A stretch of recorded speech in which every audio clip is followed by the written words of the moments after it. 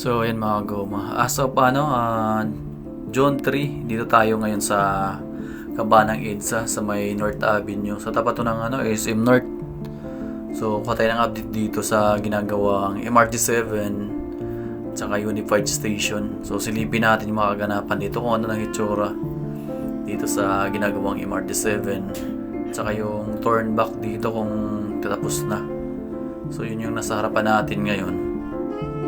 So, napapansin natin may mga gumagawa pa sa taas. So, ayan, ito yung EDSA. Yan, nasa harap na yan.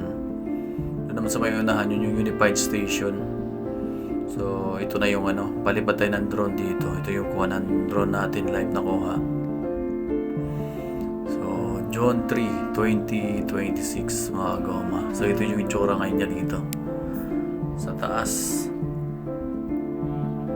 So, yan yung turn back mula dun sa may stasyon ng North Avenue.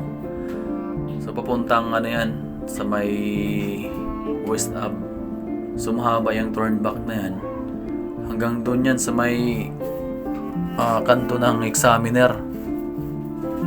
Yung turn back na yan. Napakahaba po niyan. So, ongoing pa rin. May mga gumagawa sa taas na yan.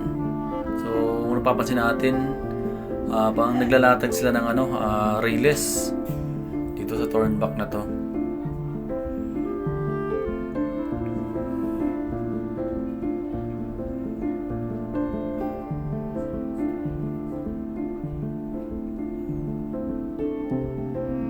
So, malaki-laki pa tatrabahuin dito sa MRT7 na to. Ito naman yung may kinakalawang na relays, yung purong bakal kasi yan kukunikta yan dun sa may Unified Station. Paakuan yan, papunta dun sa may MRT3 naman yan.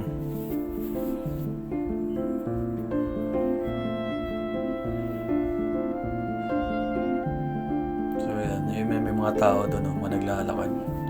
Yan yung mga nagkakabit ng mga relays dyan. So, yun na muna mga goma. Update natin dito sa MRT7 at saka sa Unified Station.